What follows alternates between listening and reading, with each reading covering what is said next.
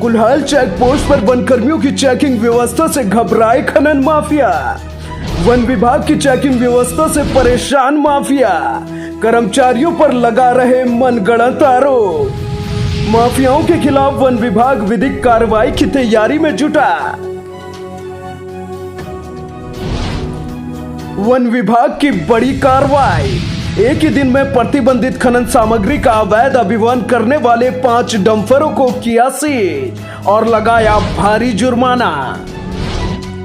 Ranger Mukesh Kumar की चेतावनी, अगर वन कर्मियों पर लगा एक गलत आरोप या सोशल मीडिया पर फैलाई भ्रामक जानकारी तो होगी कानूनी कार्रवाई। अवैध कार्य करने वालों पर की जाएगी कठोर कार्रवाई और साथ ही फर्म को किया जाएगा ब्लैकलिस्ट।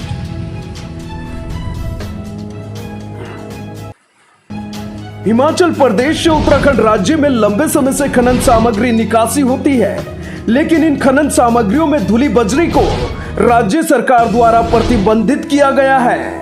प्रतिबंधित धुली बजरी के अवैध निकास को लेकर खनन कारोबारियों द्वारा वन कर्मियों पर अवैध वसूली के आरोप लगाए जा रहे हैं, लेकिन सच तो यह है कि खनन माफिया वन विभाग के कर्मचारियों की चाक चौबंद व्यवस्था से घबराए हुए हैं। उनका रुतबा किसी काम नहीं आ रहा है। प्रत्येक गाड़ी की गहनता से जांच की जा रही है, उसके बाद ही उसे निकासी दी जा रही है। लेकिन वन विभाग की चेकिंग व्यवस्था के कारण प्रतिबंधित धुली बजरी का निकास होना मुश्किल हो गया है। इसलिए वन कर्मियों पर तरह तरह के आरोप लगाकर खनन माफियाओं द्वारा दबाव बनाने की कोशिश की जा रही है। रेंजर मुकेश कुमार ने कहा कि अवैध कार्य करने वालों पर कठोर कार्रवाई की जाएगी और वाहन एवं फर्म को ब्लैकलिस्ट किया जाएगा। बीते 15 दिनों में ही वन विभाग ने प्रतिबंधित उपखनिज से भरी 9 गाड़ियों को सीज कर लाखों रुपए जुर्माना वसूला है, जो कि खनन कारोबारियों के गले नहीं उतर रहा है। आइए देखिए हमारी ये खास रिपोर्ट।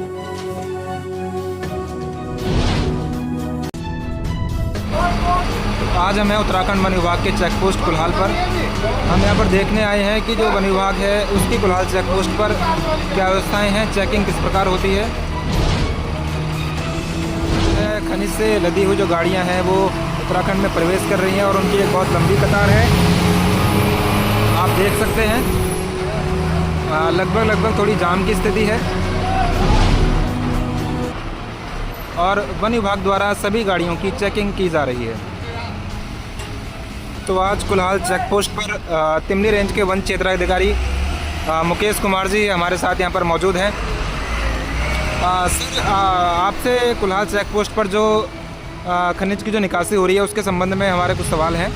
तो सर, जैसा कि हम बाहर से देख रहे हैं कि वन विभाग द्वारा लगातार प्रत्येक गाड़ी को चेक किया जा रहा है, तो बताएं सर कि जो आपके द्वारा यहाँ पे चेक किया जा रहा है, क्या चेक किया जा रहा है आखिर ये?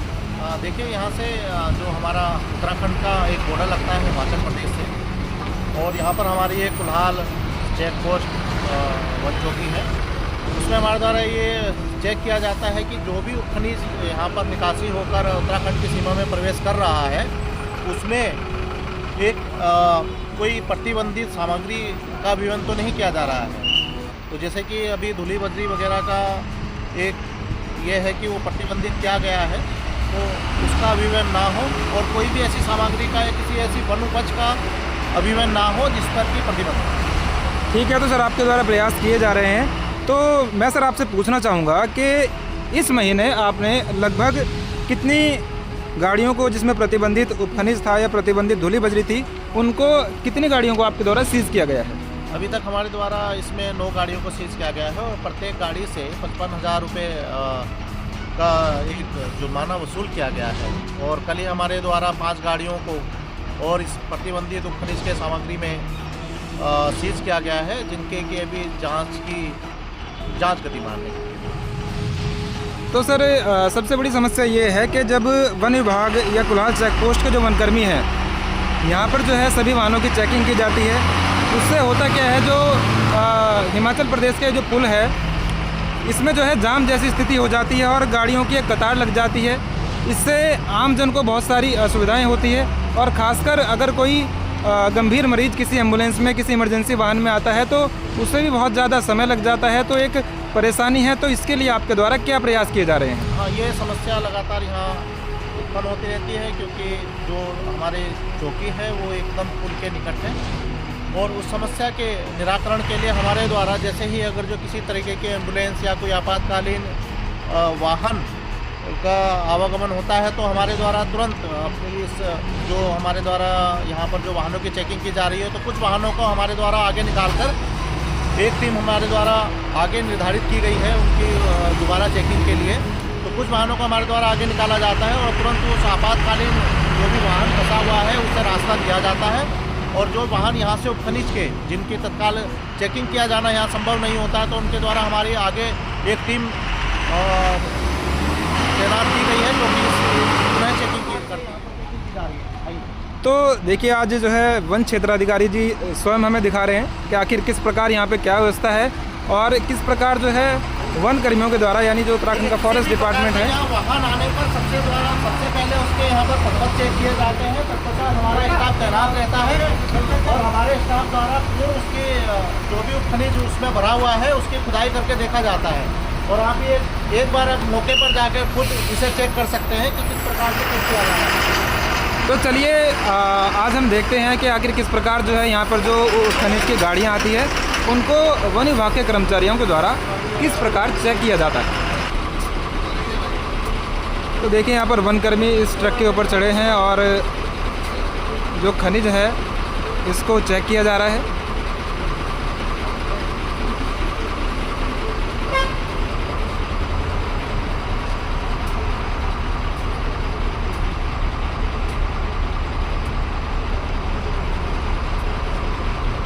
वनकर्मियों द्वारा गाड़ियों को चेक किया जा रहा है और पूरी तसल्ली हो जाने के बाद जो है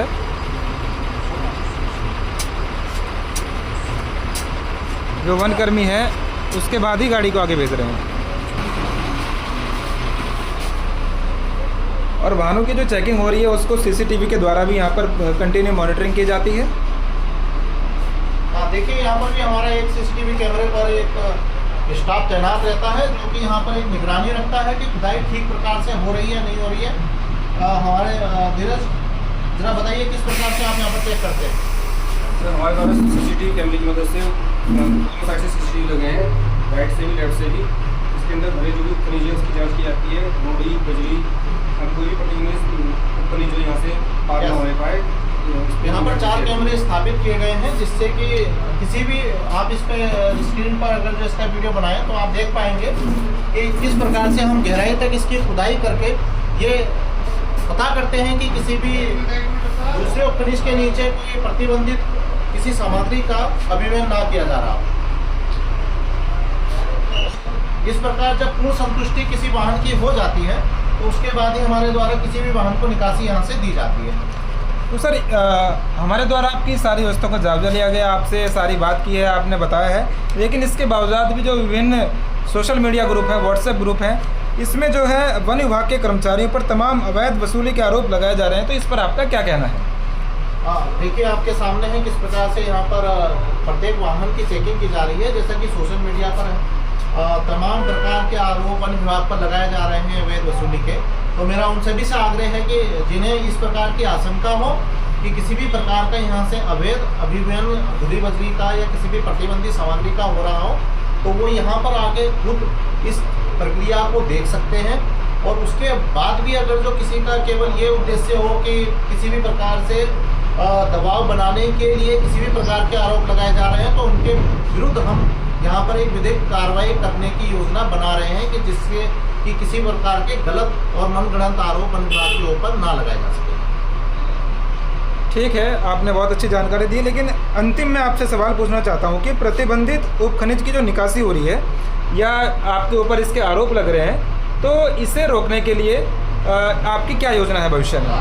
हमारे द्वारा लगातार यहाँ पर, क्योंकि आपने पास में ही हमारे से लगा हुआ एक कुल्हाल पुलिस चौकी भी है, और हमारे द्वारा एक संयुक्त रूप से इस पर लगातार प्रतिबंधित उपखनिज के विरुद्ध कार्रवाई की जा रही है, जिसमें कि पुलिस विभाग, खनन विभाग और वन विभाग और अन्य विभागों के साथ सामंजस्य स्थापित कर इस पर पूर्ण रोकथाम के उपाय किए जा रहे हैं। और जो भी वाहन या जो भी फर्म इसमें प्रतिबंधित धुली प्रजाति बजरी या धुली बजरी के उसमें पाई जाती है तो उनके खिलाफ हम ब्लैक लिस्टेड करने की कार्रवाई करेंगे। ठीक है सर, महत्वपूर्ण जानकारी देने के लिए आपका बहुत बहुत धन्यवाद।